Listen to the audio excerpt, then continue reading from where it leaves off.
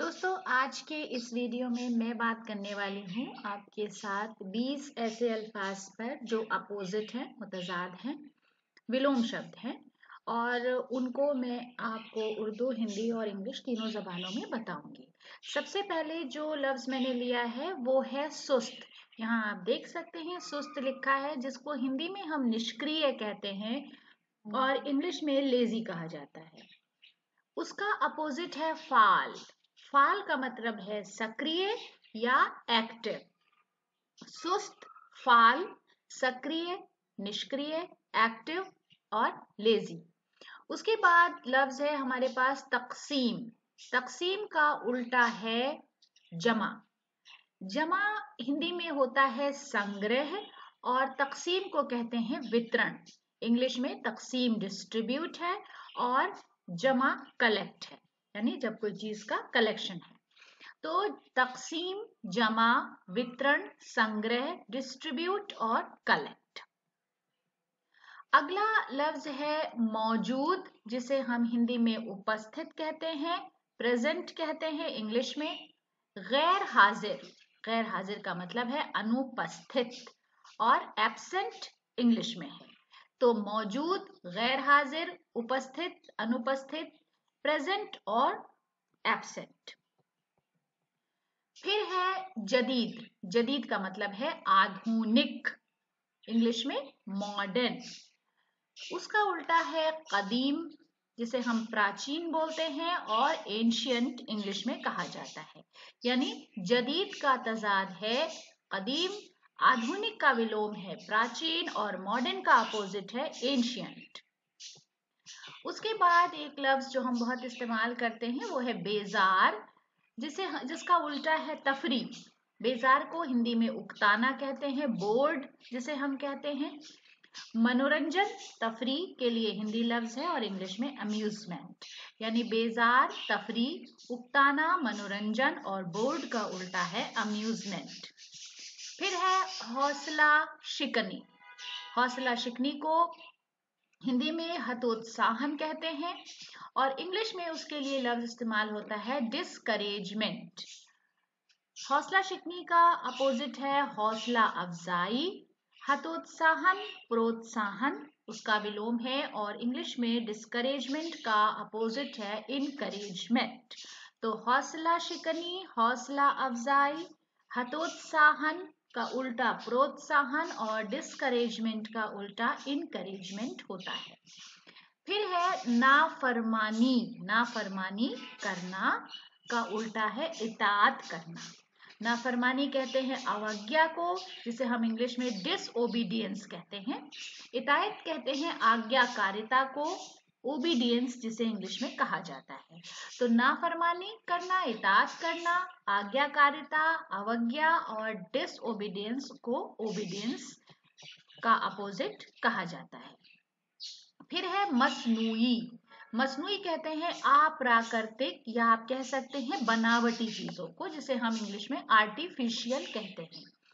उसका उल्टा है मसनूई का कुदरती। कुदरती को प्राकृतिक या नेचुरल कहा जाता है। तो मसनूई हो गया कुदरती, अप्राकृतिक का हो गया प्राकृतिक, आर्टिफिशियल का नेचुरल। फिर हम बहुत इस्तेमाल करते हैं लफ्ज तहरीरी, जिसे हम कहते हैं लिखित, इंग्लिश में रिटन जिसके लिए इस्तेमाल होता है। उसका उल्टा है जबानी, मौखिक और ओरल। यानी तहरीरी, जबानी, लिखित, मौखिक, रिटन, ओरल। फिर है गैर मुल्की, जिसे हम विदेशी बोलते हैं, और फॉरेनर जिसे इंग्लिश में कहा जाता है। उसका है मुल्की। मुल्की का मतलब देशी या देसी या मूल निवासी और इंग्लिश में इसे नेटिव कहते हैं। गैर मुल्की, मुल्की, विदेशी, मूल निवासी या देशी, फॉरेनर, नेटिव। फिर है बहुत इस्तेमाल का एक लफ्ज है तंग दिल, जिसे हम बोलते हैं संकीर्ण हृदय, अनजेनरस या अनुदार भी बोलते हैं। फराख दिल, फराख दिल का मतलब है उदार, यानी जो जेनरस है। तो तंग दिल, फराख दिल, संकीर्ण हृदय, उदार या अनुदार, जो भी आप कह लीजिए। संकीर्ण हृदय को अनुदार भी बोलते हैं, अनजेनरस का जेनरस। फिर उसके बाद है मस्बत।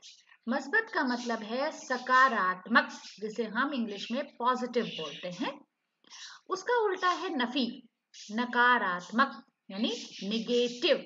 तो मस्बत, नफी, सकारात्मक, नकारात्मक, पॉजिटिव, निगेटिव। फिर है खुरदुरा। खुरदुरा कहते हैं कठोर को, इंग्लिश में जिसे हम रफ बोलते हैं। उसका उल्टा है हमवार, जिसे हम निर्बाध बोलते हैं यानी बिना बाधा के। स्मूथ, जिसे हम इंग्लिश में बोलते हैं। तो खुरदुरा का उल्टा है हमवार, कठोर का विलोम है निर्बाध, रफ का अपोजिट है स्मूथ। फिर है लाफानी। लाफानी का मतलब अमर, यानी जो हमेशा अमर रहेगा, हमेशा चिरस्थायी रहेगा। इमॉर्टल, इमॉर्टल इसे इंग्लिश में कहा जाता है। उसका उल्टा है फानी। फानी का मतलब है नश्वर, यानी खत्म हो जाने वाला, मिट जाने वाला। इंग्लिश में इसे मॉर्टल कहा जाता है। तो लाफानी, फानी, अमर, नश्वर, इमॉर्टल, मॉर्टल। फिर है खुद कफील। खुद कफील का मतलब है आत्मनिर्भर, सेल्फ डिपेंडेंट। उसका उल्टा है दस्तनिगर, जिसका मतलब है आश्रित, डिपेंडेंट। खुद कफील, दस्तनिगर, आत्मनिर्भर, आश्रित, सेल्फ डिपेंडेंट का डिपेंडेंट। फिर है इकरार। इकरार का मतलब है स्वीकार, जिसे हम इंग्लिश में कहते हैं एक्सेप्ट।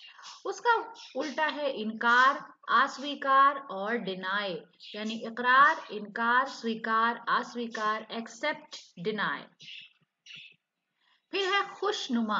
खुशनुमा का मतलब है सुखद, प्लीजेंट या प्लीजिंग। उसका अपोजिट है बदनुमा, अप्रिय, असुखद या अनप्लीजेंट या अनप्लीजिंग। तो खुशनुमा, बदनुमा हो गया सुखद, अप्रिय या असुखद, अनप्लीजेंट हो गया प्लीजेंट। फिर है मुनकशिफ। मुनकशिफ का मतलब है प्रकट, सामने आना, भेद खुलना, इंग्लिश में जिसे डिस्क्लोज कहते हैं। उसका उल्टा है पोशीदा। पोशीदा का मतलब है गुप्त, छुपा हुआ या हिडन। तो मुनकशिफ, पोशीदा, प्रकट, गुप्त, डिस्क्लोज और हिडन इसका उल्टा है। फिर है जाति। जाति का मतलब है निजी, यानी प्राइवेट। उसका उल्टा है अवामी, यानी सार्वजनिक, पब्लिक। जाति, अवामी, निजी, सार्वजनिक, प्राइवेट और पब्लिक। उसके बाद हाई रजिस्टर्ड उर्दू में जिसे हम बोलते हैं जलवत और खलवत।